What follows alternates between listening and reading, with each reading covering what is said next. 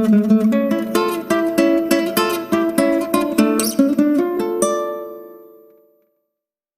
semuanya, selamat datang di Novel Time.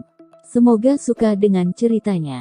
Tapi pastikan kalian sudah like, komen, subscribe dan share ya. Agar Mintik lebih semangat buat kontennya. Mahesa, ayah mau bicara sebentar.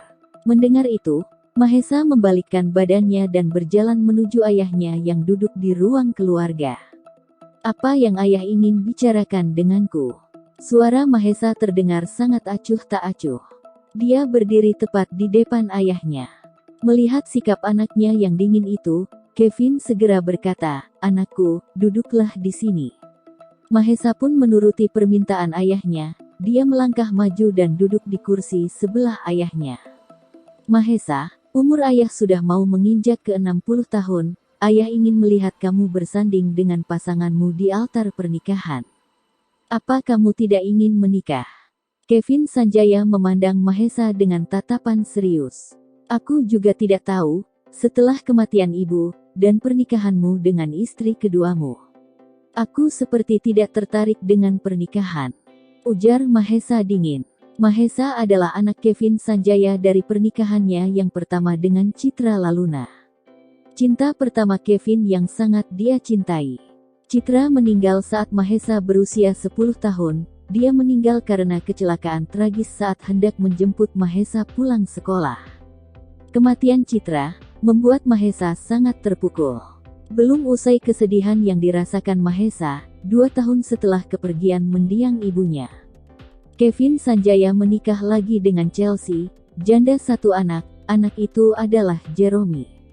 Atas pernikahan ayahnya itu, Mahesa yang dulunya sangat ceria, lucu dan aktif, tiba-tiba menjadi anak yang murung, pendiam dan tidak mau bertemu siapapun.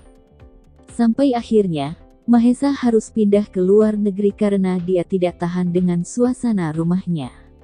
"Mahesa, sampai kapan kamu akan begini? Adikmu sudah menikah dan satunya sebentar lagi menikah. Apa kamu tidak ingin meneruskan keluarga Sanjaya?" ujar Kevin dengan penuh harap pada Mahesa. Tidak tahu. Maaf, jangan bahas itu dulu." Mahesa kemudian berdiri dan meninggalkan Kevin duduk sendirian di ruang keluarga. Mahesa berjalan menaiki tangga menuju kamarnya. Kamar Mahesa berada di lantai 2 dan di lantai 2 sama sekali tidak ditempati siapapun selain Mahesa. Semenjak dia kembali dari luar negeri, baru kali ini dia tinggal di villa mewah milik keluarga Sanjaya ini. Sebelumnya, ketika dia berkunjung ke Indonesia, Mahesa selalu tinggal di apartemen elit miliknya sendiri.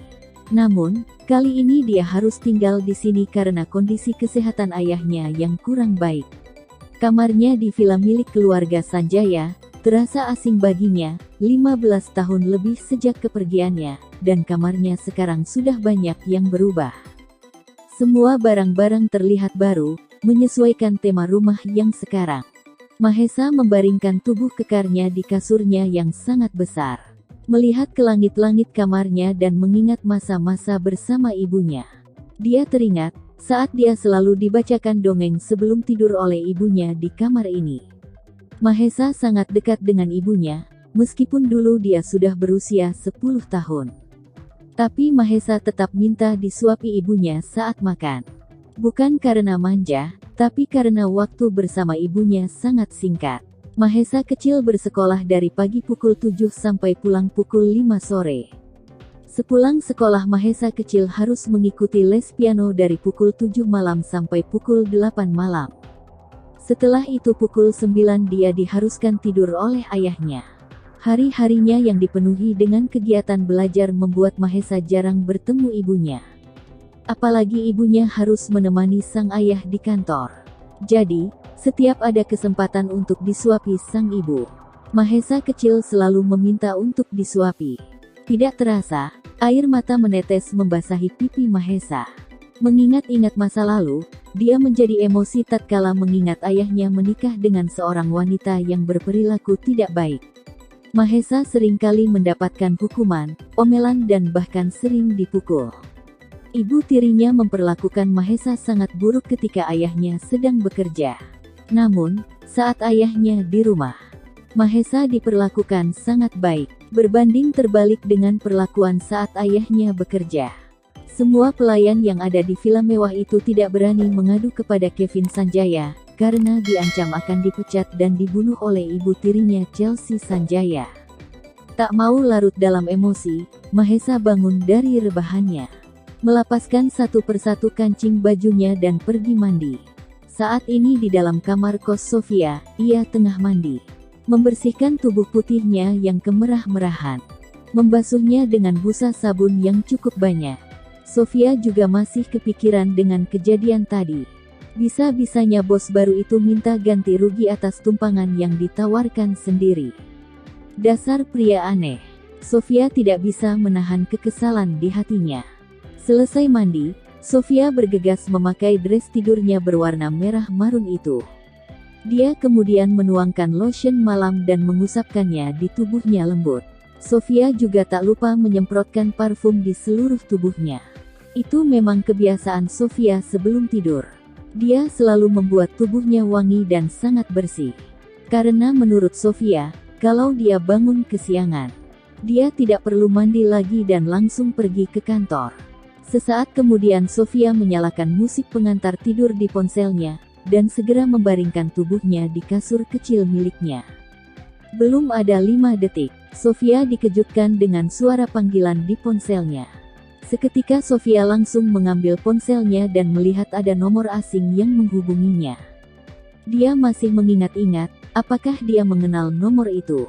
Namun, semua sia-sia karena Sofia benar-benar tidak mengetahui siapa pemilik nomor itu. Tanpa berpikir lama lagi, Sofia menolak panggilan itu. Tak lama setelah ponselnya ditaruh di atas kasur, ponselnya berdering lagi. Karena Sofia sudah sangat kesal, dia mengangkat panggilan itu.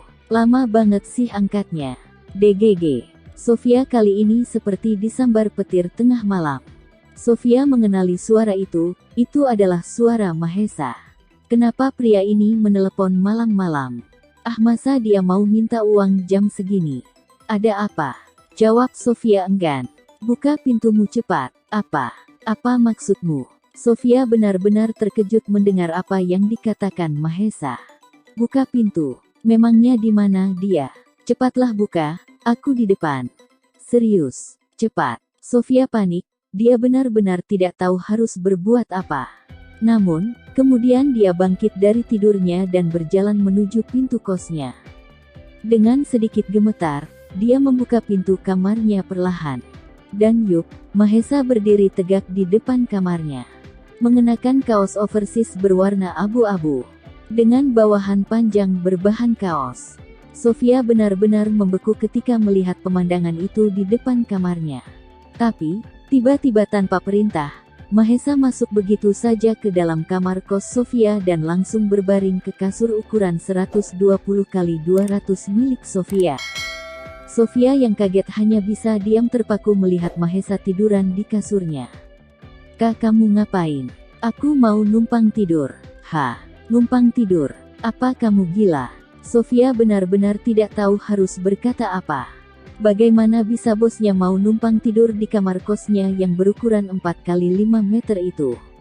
Bahkan kamarnya mungkin lebih kecil dari kamar mandi milik bosnya itu.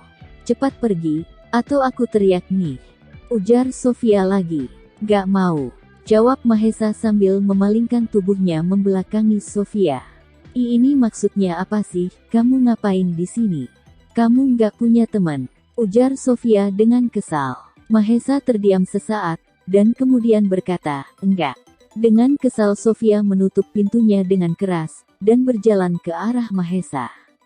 Sofia memberanikan diri untuk menarik tangan Mahesa. Namun, karena tubuh Sofia yang mungil dibanding dengan Mahesa, Sofia malah terjatuh dan menimpa tubuh kekar Mahesa.